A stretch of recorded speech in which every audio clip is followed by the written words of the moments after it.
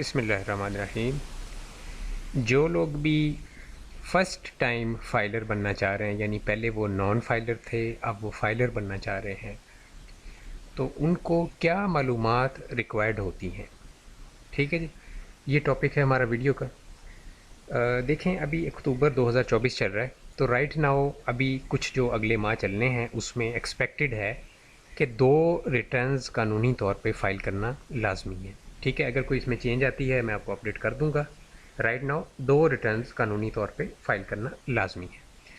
तो 2 रिटर्न्स जो हैं उसमें पहला जो रिटर्न है वो हमने इस पीरियड का फ़ाइल करना है। 1 जुलाई 2022 से 30 जून 2023 की तमाम इन्फॉर्मेशन आपने अपने टैक्स कंसल्टेंट को प्रोवाइड करनी है। इसके बाद दूसरा जो पीरियड है वो है जी 1 जुलाई 2023 से 30 जून 2024। इसकी भी तमाम इन्फॉर्मेशन आपने इस पूरा जो ईयर, एक साल बनता है ये भी और एक साल ये बनता है। ठीक है, ये पिछला साल है, इसको टैक्स ईयर 2023 कहते हैं, इसको टैक्स ईयर 2024 कहते हैं। ठीक है, इन 2 सालों की डिटेल्स आपने अपने टैक्स कंसल्टेंट को प्रोवाइड करनी है। तो कौन सी डिटेल्स आपने प्रोवाइड करनी है, आइए इसको देखते हैं। पहली चीज़ है जी एसेट्स। एसेट्स क्या होते हैं? असासे। ठीक है, आपकी मलकियत में जो भी चीज़ें हैं उनको असासे कहा जाता है। ठीक है जी। अच्छा, अब इसमें ज़रई ज़मीन, एग्रीकल्चरल प्रॉपर्टी या कमर्शियल, इंडस्ट्रियल या रेजिडेंशियल प्रॉपर्टी किसी भी किस्म की है, कभी भी आपने बोलनी नहीं है। ठीक है, एक दफ़ा आप गलती कर देंगे, बाद में बहुत मुश्किल हो जाता है उस चीज़ को करेक्ट करवाना, उसमें हज़ारों रुपए आपका ख़र्चा आता है और ज़्यादातर केसेस में करेक्शन अलाउड नहीं होती लीगली। ठीक है, इस वजह से ये ना सोचें कि ये हम बाद में डाल लेंगे, बाद वाला कोई सिलसिला नहीं होता, पहली दफ़ा सही इन्फॉर्मेशन आपने प्रोवाइड करनी। बिज़नेस कैपिटल, किसी भी किस्म की इन्वेस्टमेंट अगर आपने की हुई है किसी दोस्त के साथ या अपनी ज़ाती कोई बिज़नेस में इन्वेस्टमेंट है, लाजमी तौर पे शो करें। इसको शो करने का आपको फ़ायदा ही होगा, नुकसान नहीं होगा, ये बात याद रखें। Equipment non business, animal non business, घरेलू इस्तेमाल के लिए कोई जानवर रखे हुए हैं, उनकी मालियत कितनी है। ठीक है, तादाद कितनी है। इन्वेस्टमेंट, इन्वेस्टमेंट के अंदर जनाब आपके अकाउंट, तमाम के तमाम बैंक अकाउंट, उनकी डिटेल्स। और कौन सी डिटेल्स जी? यही 2 सालों की डिटेल्स। ठीक है, ये 2 सालों की डिटेल्स। Closing balances. ठीक है, और इसके अलावा उनके नंबर्स रिक्वायर्ड हैं। बेहतर है कि आप अपनी बैंक स्टेटमेंट्स निकलवाएं दोनों सालों की और अपने टैक्स कंसल्टेंट को पीडीएफ फाइल जो है वो भेज दें। और दूसरा ये है कि अगर आपके नफ़ा नुकसान वाले अकाउंट हैं तो उनके टैक्स सर्टिफिकेट भी लाजमी तौर पे बैंक से लें, या ऑनलाइन भी मिल जाते हैं ऐप से उनकी। ठीक है, तो डाउनलोड कर लें और पीडीएफ जो है वो फॉरवर्ड कर दें अपने टैक्स कंसल्टेंट को दोनों सालों के। ठीक है, दोनों सालों की बैंक स्टेटमेंट्स और दोनों सालों के टैक्स सर्टिफिकेट्स। अच्छा, इसके अलावा जनाब एन्युटी बॉन्ड, ठीक है, सर्टिफिकेट, जिस तरह नेशनल सेविंग सर्टिफिकेट्स वगैरह होते हैं वो अगर हैं, उनके भी आप जो है नंबर्स जो हैं वो रिक्वायर्ड होते हैं। इस वजह से उनकी तस्वीरें खींच के, या अगर पीडीएफ में है तो ज़्यादा बेहतर है, वो फॉरवर्ड करें। और उसके साथ उनके टैक्स सर्टिफिकेट जो हैं वो जाके नेशनल सेविंग से ले लें, पूरे पूरे दोनों सालों के, कि कितना कितना इनका टैक्स कटा है, कितना प्रॉफिट आया है। इसके बाद जनाब अगर आपके किसी भी किस्म के शेयर्स वगैरह हैं, या कोई कहीं डिपॉजिट आपने रखा हुआ है, या कोई इन्वेस्टमेंट आपने किसी किस्म की हुई है, ये चीज़ छुपानी नहीं है, इसका आपको नुकसान होगा छुपाने का। ठीक है, इसको शो करें। कोई पॉलिसी, इंश्योरेंस पॉलिसी वगैरह परचेज़ की हुई है, लाजमी तौर पे शो करें। ठीक है, या कोई आपका गवर्नमेंट के खाते में कोई आपकी इन्वेस्टमेंट हो रही है, जिस तरह से बहुत सारी चीज़ें होती हैं जिसमें गवर्नमेंट जो है फंडिंग कर आपसे कुछ परसेंटेज आपसे लेती है, तो अपनी परसेंटेज जो है वो आप शो करेंगे। ठीक है, गवर्नमेंट के खाते में अगर आपकी कोई इस तरह की अमाउंट जमा हो रही है किसी भी किस्म की। अच्छा, इसके बाद जनाब कोई कर्ज़ा अगर आपने लिया हुआ है, ठीक है जी, और ये कर्ज़ा ज़बानी ज़बानी नहीं होता, हर चीज़ का रिटर्न प्रूफ आपके पास होना चाहिए, फिर ही आप उसको एंटर करेंगे। कोई भी कार या मोटरसाइकिल आपके नाम पे है, वो लाजमी तौर पे शो करनी है, नहीं शो करेंगे नोटिस आएगा। कार का आता है, मोटरसाइकिल का नोटिस मैंने नहीं देखा आज तक। गोल्ड वगैरह जितना आपकी पोजेसन में है शो करें। हाउस होल्ड जो भी सामान है घरेलू बताएं, 20 लाख का है, 50 लाख का है, कितना है जी। इसके अलावा कोई मोबाइल लैपटॉप्स वगैरह की मालियत बताएं। कैश नॉन बिज़नेस कितना पड़ा हुआ है घर के अंदर, 10 लाख है, 20 लाख है, वो बताएं।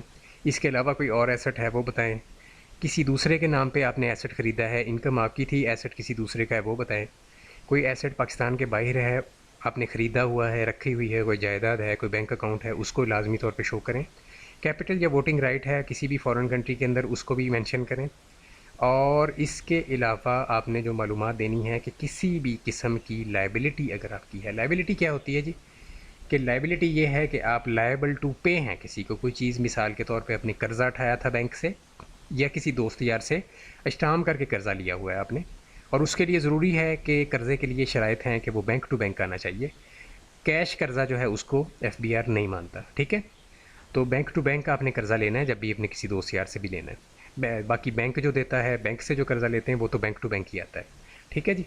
अच्छा, अब इसके बाद जनाब हमारी जो कोई भी आपने क्रेडिट है, कोई बोरिंग है, लोन है, ठीक है, या कोई आपने मॉर्टगेज वगैरह किया हुआ है, कोई प्रॉपर्टी आपने रख के उसके अगेंस्ट लोन लिया हुआ है, ओवरड्राफ्ट आपने किया हुआ है, यानी कुछ अमाउंट आपने एक्स्ट्रा ली हुई है, जो आपका एक्चुअल अमाउंट थी उससे उसके अगेंस्ट जो है एक्चुअल अमाउंट तो हमने निकलवा ली लेकिन उससे ज़ायद अमाउंट आपने निकलवा ली है, ठीक है, उसको ओवरड्राफ्ट बोलते हैं। इसके अलावा जनाब आपने अपनी तमाम इनकम्स लाजमी तौर पे शो करनी है। इन इनकम्स के अंदर मिसाल के तौर पे सैलरी इनकम है कॉमनली, इसके बाद जनाब बिज़नेस इनकम है, रेंटल इनकम है, यानी किसी किस्म की प्रॉपर्टी का आपको रेंट आता है लाजमी तौर पे शो करेंगे, और इसके अलावा आपकी एग्रीकल्चरल इनकम है, फॉरेन सोर्स इनकम है, और बहुत सारी इनकम्स जी हैं कैटेगराइज्ड हैं, जिस तरह नेशनल सेविंग के बहबूद सर्टिफिकेट है, पेंशनर बेनिफिट अकाउंट है, ठीक है जी, शुहदा फैमिली बेनिफिट अकाउंट है, इनकी इनकम्स हैं। किसी भी किस्म की इनकम को हाइड मत करें, ठीक है, इसके ऊपर बाद में इंक्वायरी लग जाती है, ठीक है। ना ही असासा कोई आपने हाइड करना है, ना आपने अपनी इनकम कभी हाइड करनी है, इन दो चीज़ों का ख़ास ख्याल रखें, ठीक है जी। अच्छा, एग्रीकल्चरल इनकम हो गई, फॉरेन सोर्स इनकम हो गई, कोई बाहर के मुल्क से आपकी इनकम आती है वो बताएं, ठीक है। इसके अलावा कोई भी दीगर इनकम है तो लाजमी तौर पे अपने टैक्स कंसल्टेंट को उसके बारे में मुतला करें। इसके बाद जनाब अपने एक्सपेंसेस हैं, एक्सपेंसेस को डिटेल में बताने की ज़रूरत नहीं, बता दें कि जी मेरे 5 लाख 10 लाख 15 लाख साल का एक्सपेंस है।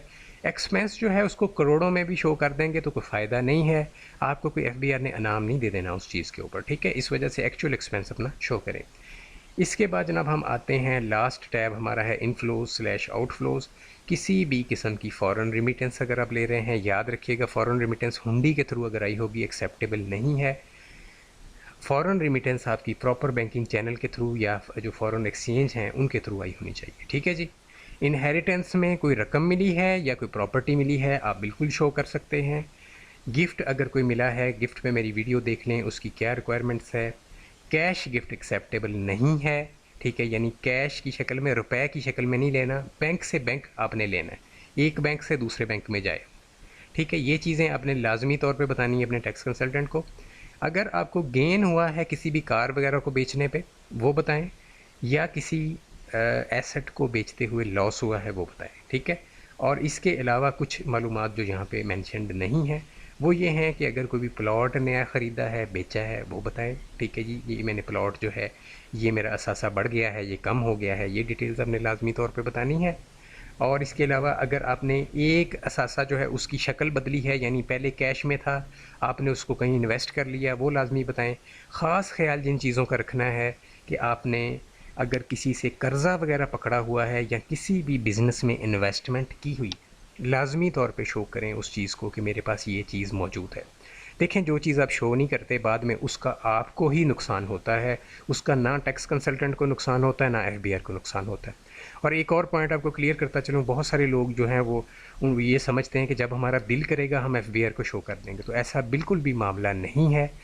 ये मामला पहली दफ़ा ही आपने प्रॉपरली शो करना होता है। अगर आपका पहला रिटर्न किसी अनएक्सपर्ट बंदे ने फ़ाइल किया है तो पूरी ज़िंदगी आपको उसका जो है प्रॉब्लम फेस करना पड़ेगा। मेरी ये बात आप लिख के रख लें, इसका बल्कि एक स्टाम्प तैयार कर लें, ठीक है, कि जब अनएक्सपर्ट बंदे आपके रिटर्न फाइल करते हैं सारी ज़िंदगी वो आपको बियर करना पड़ता है, वो प्रॉब्लम आपको होती है, ठीक है। तो कंप्लीट डाटा दें अपने टैक्स कंसल्टेंट को, इसमें शर्माएं नहीं, उनके साथ कम्युनिकेट करें प्रॉपरली और उनको सब इन्फॉर्मेशन अच्छी तरह से प्रोवाइड करें ताकि प्रॉपर आपका रिटर्न फाइलिंग हो। राइट जी।